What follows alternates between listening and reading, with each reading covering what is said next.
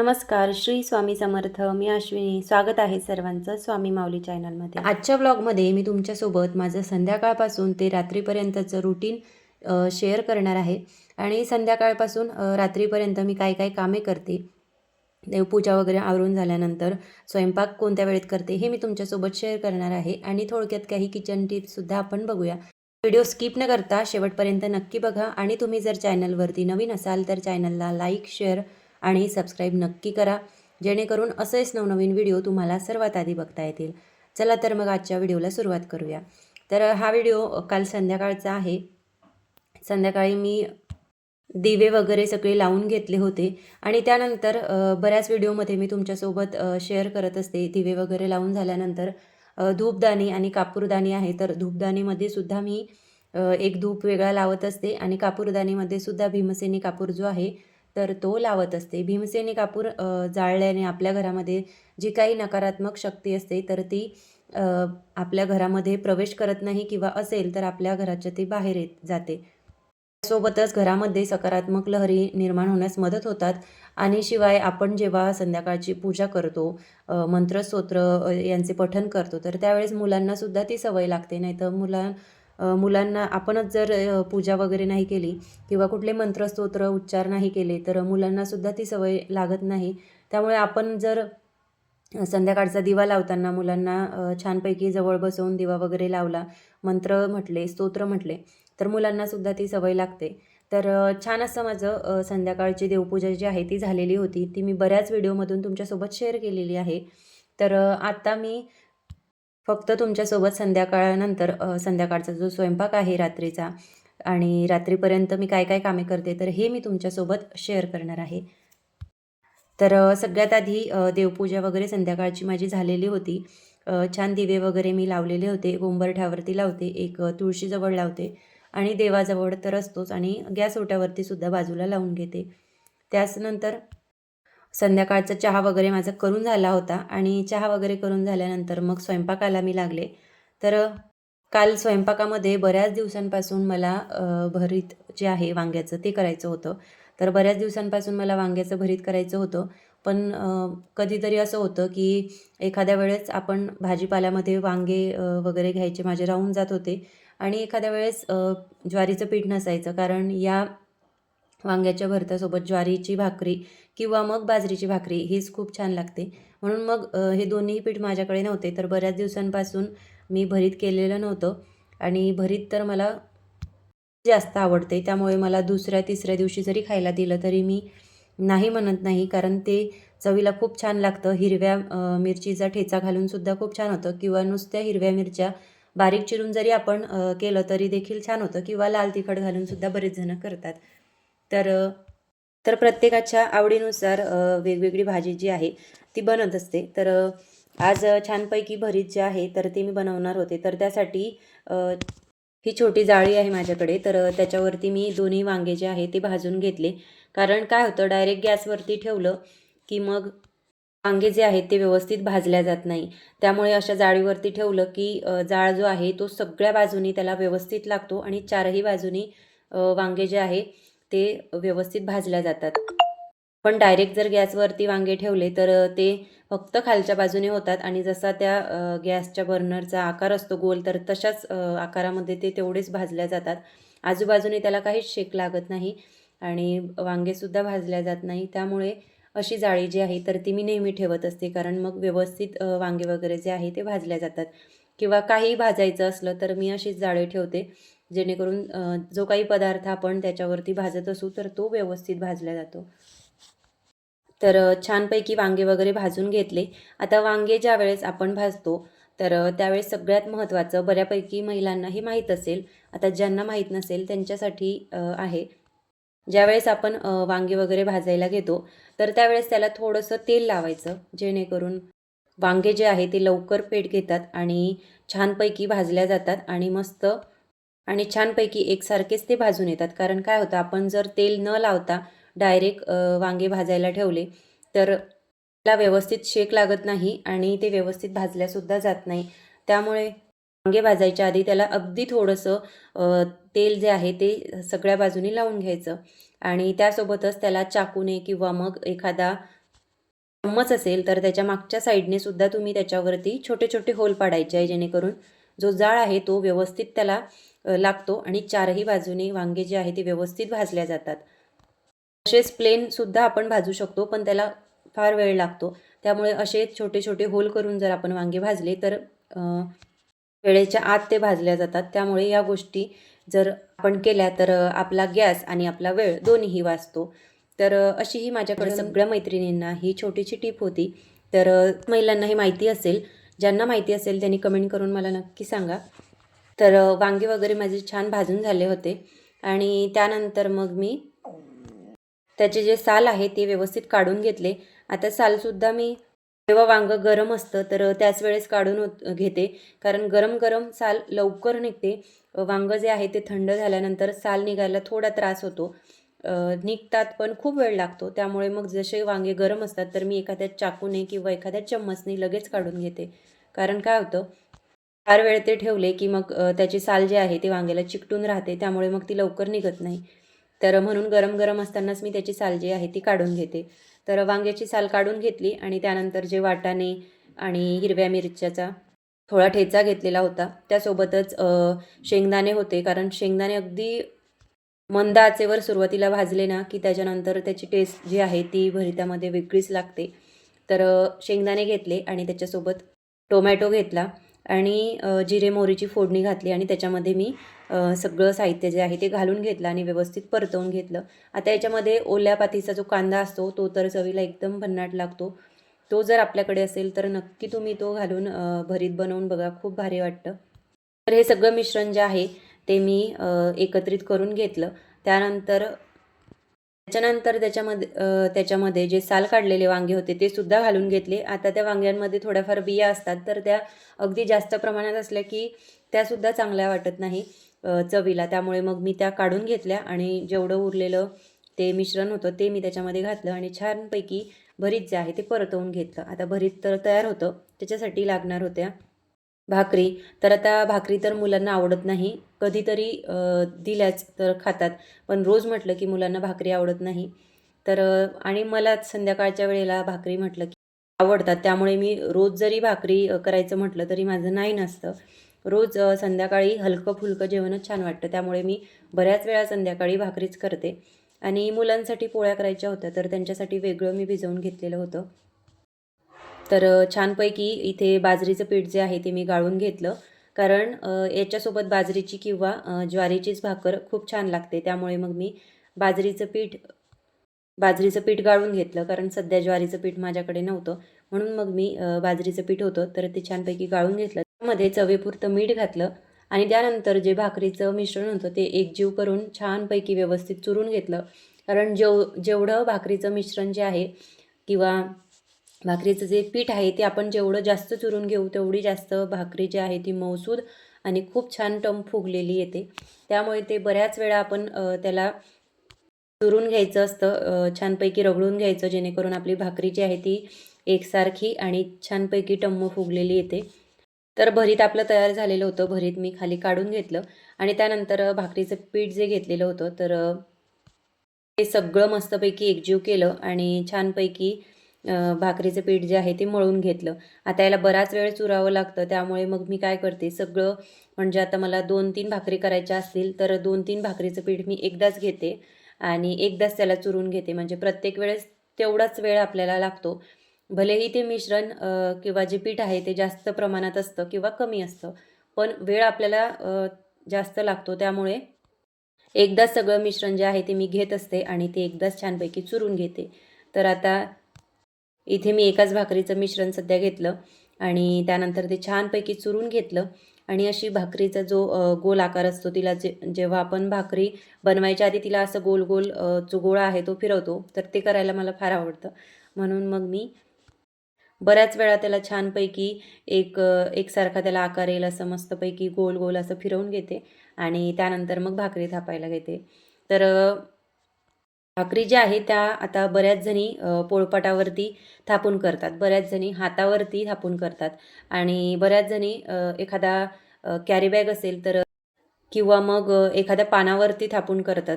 तर मला सुरुवातीला आपण जी पॉलिथिन घेत असतो तर त्याचा मी गोल आकार काढून घेत होते आणि त्यानंतर म्हणजे पोळपाटासारखाच त्याचा गोल आकारामध्ये त्याला कट करत होते आणि त्यानंतर मग त्याच्यावरती भाकरी थापून घ्यायचे आणि जसं आपण पोळपाटावरून भाकरी उलथी करतो तर तशीच करायचे.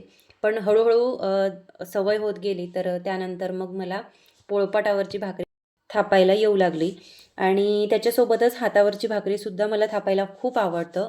पण बऱ्याच वेळा असं होतं की अर्धी भाकरी थापून झाल्यानंतर लगेच ती खालच्या साईडने तुटून जाते जेव्हा गोल गोल आपण फिरत असतो. आता बऱ्याच जणांना मी बघत असते हातावरची भाकरी त्या करतात आणि त्यांची भाकरी न तुटता मस्तपैकी छान गोल आकार आणि अगदी पातळ अशा साईजमध्ये त्यांची भाकरी होते.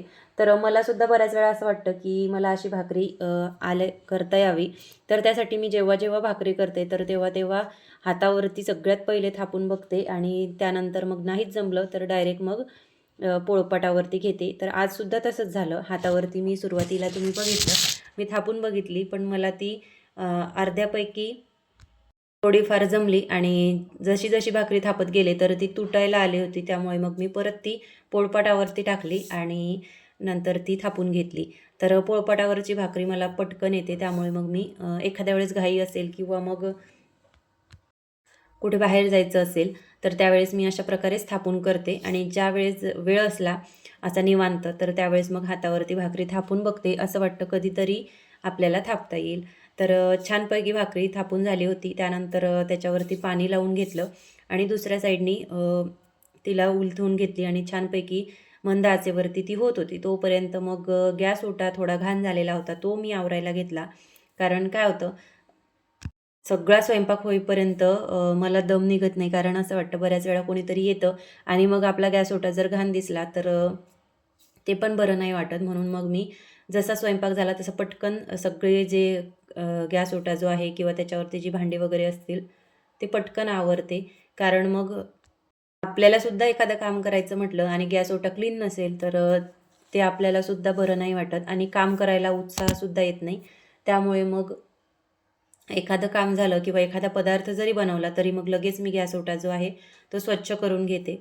तर छानपैकी भाकरी तिकडे शेकत होती तोपर्यंत मग हे जे रॅक आहे तर हे बऱ्यापैकी खराब होतं. कारण बाकीचे दुसरे जे स्टीलचे 2 रॅक आहे किंवा जे मोठं रॅक आहे ते तितकं खराब होत नाही जेवढं हे एक रॅक खराब होतं. तर याला 2-2 दिवसाआड त्याला पुसून घ्यावं लागतं किंवा मग एखाद्या ओल्या कपड्याने त्याला मी लगेच पुसून घेते. कारण काय होतं बऱ्याच वेळा त्याच्यावरती चहा जरी आपण गाळत असलो तरी चहाचे 1-2 थेंब त्याच्यावरती उडतातच आणि चहाचे थेंब म्हटल्यानंतर ते लगेच व्हाईट कलरवरती दिसून येतात आणि दुसऱ्या साईडला जरी रॅक ठेवायचं म्हटलं तर त्या साईजमध्ये ते म्हणजे जेवढी जागा तिथे आहे तर त्याच्यापेक्षा रॅकची जी साईज आहे ती खूप मोठी आहे.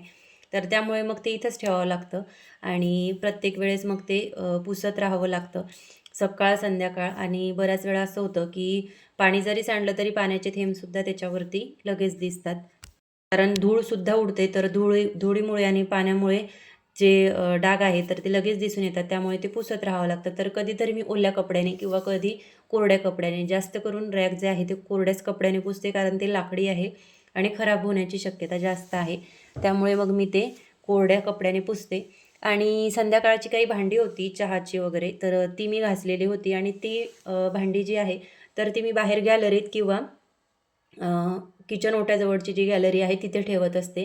कारण काय होतं भांड्यामध्ये थोडंफार पाणी असतं आणि लगेच ओले-ओले भांडे जर आपण लावले तर जे रॅक आहे तर ते सुद्धा खराब होतं आणि त्याच्यावरती पाण्याचे डागसुद्धा दिसतात. खालचे जे डब्बे वगैरे असतात त्याच्यावरती पाण्याचे डाग दिसून येतात.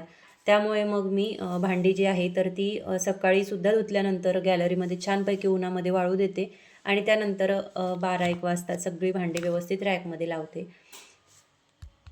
आणि त्यासोबतच रात्रीसुद्धा घासलेली जी काही भांडी आहे ती मी गॅस ओट्यावरती ठेवते आणि संध्याकाळची असतील तर ती किचन ओट्याच्या बाजूला जे गॅलरी आहे तर त्या गॅलरीमध्ये ठेवते. कारण ऊन जे आहे तर त्या साईडनी खूप जास्त येतं तर भांडी छानपैकी सुकून येतात. तर सगळा स्वयंपाक झालेला होता. त्यानंतर मस्तपैकी भरीतसुद्धा झालेलं होतं. भाकरीसुद्धा छानपैकी शेकून झाल्या होत्या आणि त्यानंतर ही भांडी पडलेली होती तर ती मी घासायला घेतली. कारण आता गॅस ओटा तर स्वच्छ झालेला होता पण भांडी तशीच पडलेली होती आणि भांडी पडलेली असली की बाकीचे कामंसुद्धा सुचत नाही आणि निवांतसुद्धा बसल्या जात नाही. त्यामुळे मग भांडी तर मी लगेच घासून घेत असते. साधा एखादा कप जरी असला तरी देखील तो घासून घेते, कारण बरेच भांडी जी आहे ती एक एक करता करता भरपूर जमा होतात. त्यामुळे मग मी थोडी जरी भांडी असली तरी ते लगेच घासून घेते, कारण मग थोडं थोडं करत खूप सारी भांडी गोळा होतात. त्यामुळे मग लगेच सगळी भांडी जी आहे ती घासून घेते. आणि काय होतं, भांडी वगैरे सगळी लवकर वाळून जातात. मग जी वाळलेली भांडी आहे ती रॅकमध्ये लावते. त्यानंतर परत दुसरी भांडी चालूच असतात, कारण एकही दिवस असा जात नाही की सकाळी भांडी घासलेली असतील आणि ती डायरेक्ट संध्याकाळी आपण दुसरी भांडी घासू स्वयंपाक वगैरे झाल्यानंतर. कारण दिवसभरात मुलांचे टिफिन असतात, संध्याकाळचा चहा असतो, दुपारचं काहीतरी खाल्लं त्याच्यानंतर भांडी वगैरे पडतात. तर दिवसभर भांडी जी आहे ती थोडी थोडी माझी जी आहे घासणं चालू असतात. त्यामुळे भांडी जी आहे ती मी कधीच बेसिनमध्ये ठेवत नाही. लगेच सगळी भांडी जी आहे ती घासून घेते. तर छानपैकी सगळी भांडी जी आहे ती मी घासून घेतली. आता जी पितळीची भांडी आहे तर ती मी इथे तुम्हाला एक व्हाईट डब्बा दिसत असेल, त्याच्यामध्ये लिंबू आणि मीठ हे नेहमी ठेवत असते. आणि बऱ्याच वेळा एखाद्या वेळेस उपवासाचं जे लिंबाचं लोणचं असतं तर त्याच्यामधलं बऱ्याच जणांचं तसंच ताटामध्ये असतं, तर ते सुद्धा मी काढून त्या डब्यामध्ये टाकते. आणि त्यानंतर थोडंफार वरून एखाद्या वेळेस ताटामध्ये मीठसुद्धा राहतं, ते सुद्धा त्याच्यामध्ये टाकून घेते. मग हा डब्बा जो आहे तो माझा नेहमी भरलेला असतो. आणि तसं तर 12ही महिने लिंब जे आहे ते वाळलेले असतातच. तर जास्त करून वाळलेले लिंब आणि मग जी मीठ आहे आपलं तर ते एकत्रित करून मी ठेवते, जेणेकरून मग ते छानपैकी मुरतं आणि भांडी घासायला सोपं जातं. कारण लिंबू जे आहे ते नरम होतं, त्यानंतर भांडी खूप छान घासली जातात, जेवढे कडक लिंबाने घासल्या जात नाही.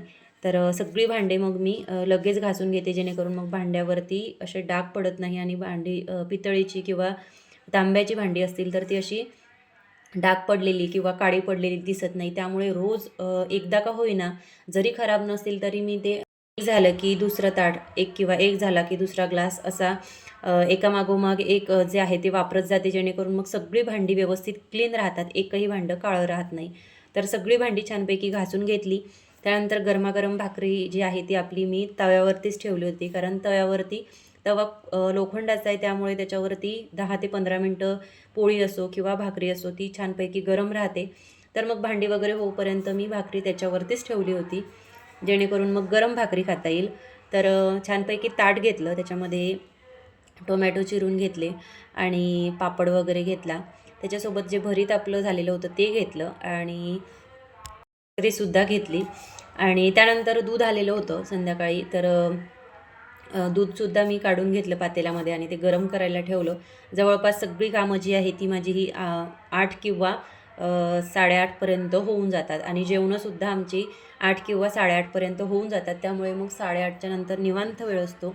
आणि त्यानंतर मग व्हिडिओ एडिट करायचा असेल किंवा दुसरी काही घरातली कामं असतील तर ती मी त्या वेळेमध्ये करून घेते, जेणेकरून मग सकाळी जर आपल्याला स्वयंपाक वगैरे करायचा असतो, त्यासाठी लसूण वगैरे सोलायचा असेल किंवा मग एखादी भाजी करायची असेल, त्यासाठी काहीतरी करून भाजी वगैरे चिरून ठेवायची असेल, जशा शेंगा असतील, गवाराच्या शेंगा असतील किंवा दुसऱ्या कुठल्या शेंगा असतील त्या तोडून ठेवायच्या असतील, तर ती सगळी कामं जी आहे ती मी रात्रीच्या वेळेतच करून ठेवते, जेणेकरून मग सकाळी घाई होत नाही. आणि त्यासोबतच गॅस ओटा क्लीन करून झाल्यानंतर गॅस ओट्याचा जो कपडा आहे तो सुद्धा मी गरम पाण्यात टाकते, जेणेकरून मग तो छानपैकी जेवण होईपर्यंत मुरतो. आणि त्यानंतर मग मी त्याला सकाळी सकाळी धुवून घेते, कारण असं म्हटलं जातं की संध्याकाळी कपडे वगैरे किंवा काही जरी असेल तरी ते धुवायचं नाही. तर त्यामुळे मग मी ते सकाळी धुवून घेते, रात्रभर ते तसंच भिजत घालते.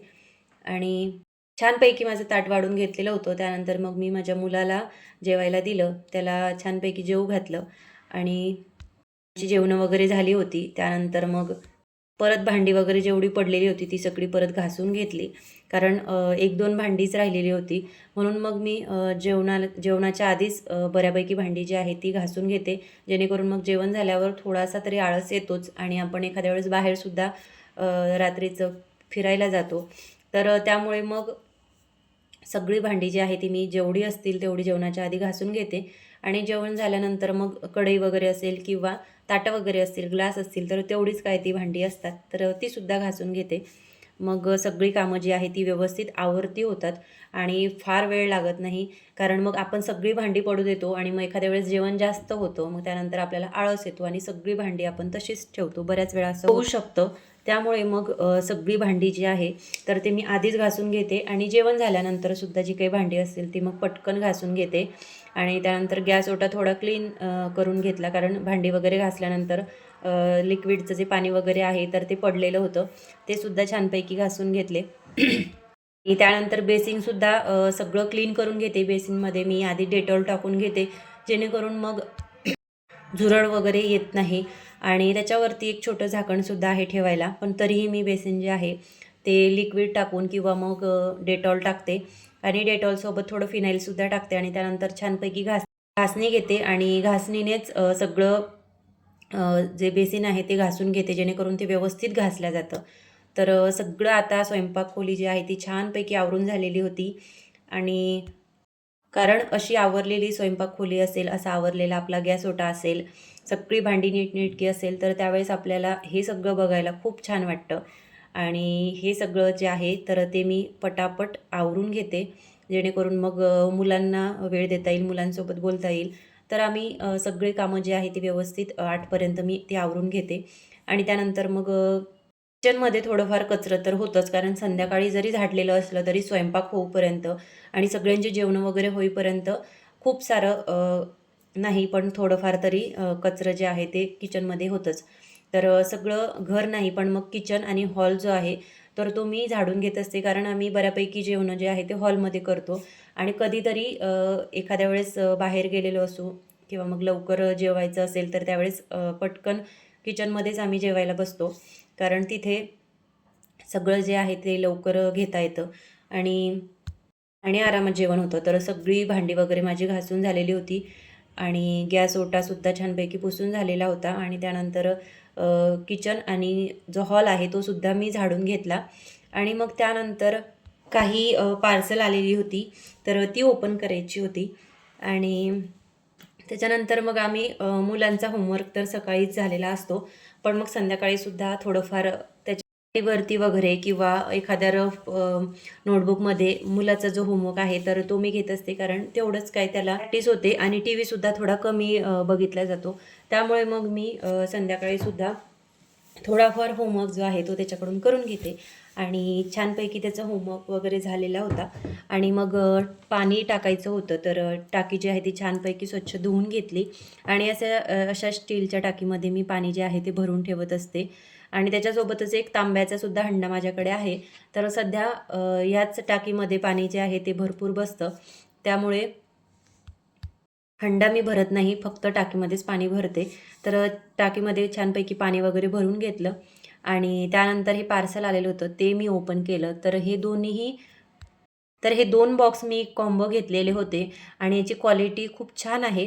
कारण बऱ्याच वेळा आपण टेबलवरती किंवा ड्रेसिंग टेबलवरती एखादं काही साहित्य ठेवत असू किंवा बऱ्याचशा बॉटल आपण तेलाच्या किंवा पावडरच्या वगैरे ठेवतो. तर जे काही आपलं मेकअपचं सामान असेल किंवा मुलांचं स्टेशनरीचं सामान असेल तर ते सुद्धा आपण याच्यामध्ये ठेवू शकतो. व्यवस्थित आरामात सगळं बसतं.